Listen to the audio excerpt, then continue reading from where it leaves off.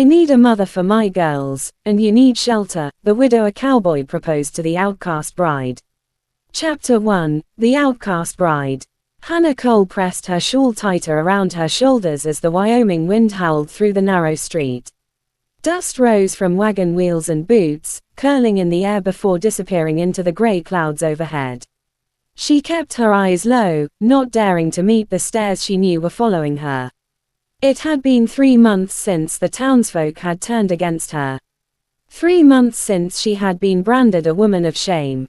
She had done nothing but refuse the advances of the banker's son, but that had been enough to bring rumors down upon her head. In a town where reputations were as fragile as glass, her name was crushed beyond repair. No one offered her work anymore. No one greeted her in the mercantile. She was tolerated, but only just. Her only shelter was a half-rotted shack on the edge of town, and her only company was her Bible, worn thin from her trembling hands. When she thought of her future, her heart trembled. Alone, starving, forgotten. She was only 23, yet the world had already cast her aside. But God was not done writing her story. Chapter 2, The Widower Cowboy. Ethan McGraw rode into town with his hat pulled low and his 2 little girls clinging to him like shadows. The eldest, Mary, was 8, with her mother's soft eyes. The youngest, Clara, was just 5, with freckles like her father's. Both had lost their laughter when their mother passed away the year before. Ethan had tried to hold the ranch together, tried to feed the cattle and keep the roof patched while still being father and mother to 2 grieving girls. But each night, when he laid down on his bunk, he admitted the truth to himself: he was failing. The girls needed tenderness. They needed someone to brush their hair, kiss their foreheads, and teach them the gentle ways a father could not. But where was he to find a wife? He wasn't a man of words, nor one to linger in town dances. Women avoided him now, whispering about his roughness, about how he kept to himself. He was a cowboy, a widower, a man with calloused hands. Until he saw Hannah Cole standing outside the mercantile with her shawl and her downcast eyes. Chapter 3, The Proposal. Hannah Cole, Ethan said gruffly, stepping down from his horse. She startled, clutching her shawl. Mr. McGraw. Her voice was soft, uncertain. He studied her a moment. You got a roof over your head. Her cheeks burned. Barely. You got food. She shook her head. Ethan drew a breath. He wasn't a man for dancing around words. I need a mother for my girls. You need shelter. What I'm asking is plain: marry me. The world seemed to stop. Hannah's lips parted in shock. Marry. No man had spoken that word to her without mockery since her reputation had been stained. You don't even know me, she whispered. I know enough, he said. I know you've been wronged, and I know you've got nowhere else. My girls are breaking without a mother. And my ranch is breaking without help. What I'm offering, it ain't romance, not at first. But it's honest. We help each other, and maybe in time, God willing, there'll be more. Tears pricked her eyes. She thought of the cold shack, of hunger gnawing her belly, of the way children had thrown stones at her when she passed. And then she looked at the 2 little girls clinging shyly to their father's trousers. I'll do it, she said, her voice trembling. Chapter 4, The Wedding. It was the simplest wedding the town had ever seen.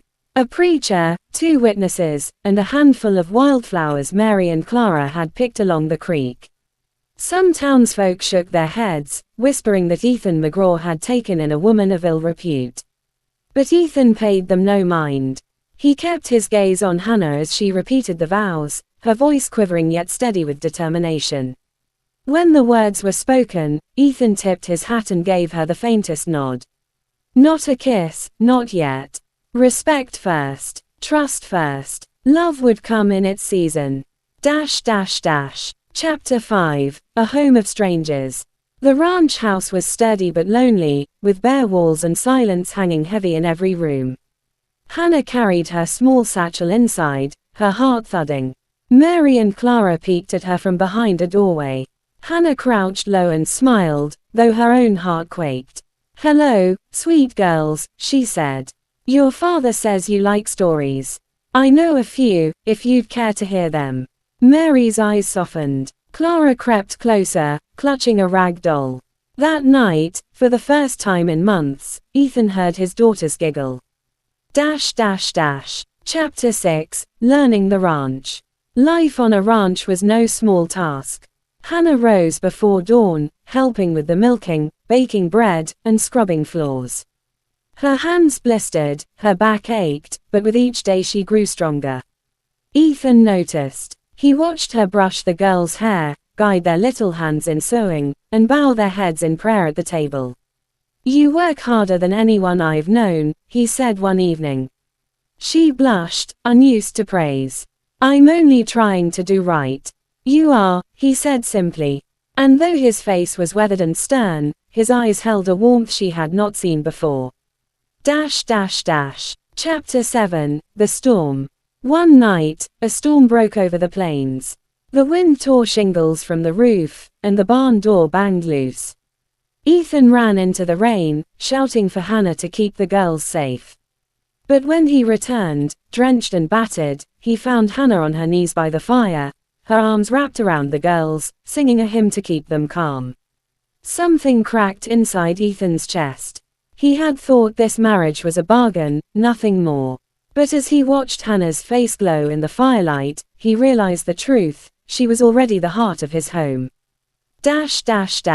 Chapter 8, The Town's Judgment.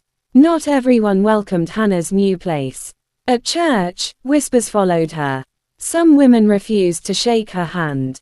One Sunday, Clara tugged on her sleeve and asked, "Mama, why don't they like you?" Tears burned Hannah's eyes. "Sometimes people believe lies, sweetheart. But we'll show them the truth with kindness." Ethan stood beside her, his hand firm on her shoulder. "Let them whisper," he said.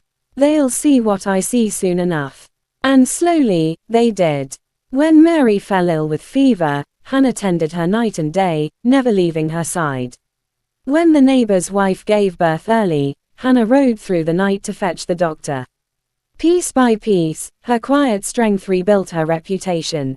Chapter 9, The First Real Kiss. It was after a long day's work, with the cattle settled and the girls asleep. Ethan found Hannah on the porch, her shawl wrapped around her shoulders. "You've done more for me and my girls than I can ever repay," he said. She shook her head. "You gave me shelter when no one else would." He stepped closer. "I didn't just give you shelter. I found the piece of my heart I thought I'd buried with my first wife." Her breath caught as his calloused hand cupped her cheek. And then, gently, reverently, he kissed her. Not out of duty, not out of bargain, but out of love. Chapter 10, A Family Forged by Grace. Seasons turned on the Wyoming plains. The ranch grew stronger. The girls grew taller. And the love between Ethan and Hannah grew like roots deep in the soil, steady, unshakable.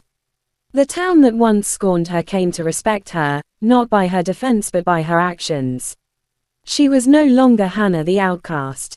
She was Hannah McGraw, wife, mother, beloved.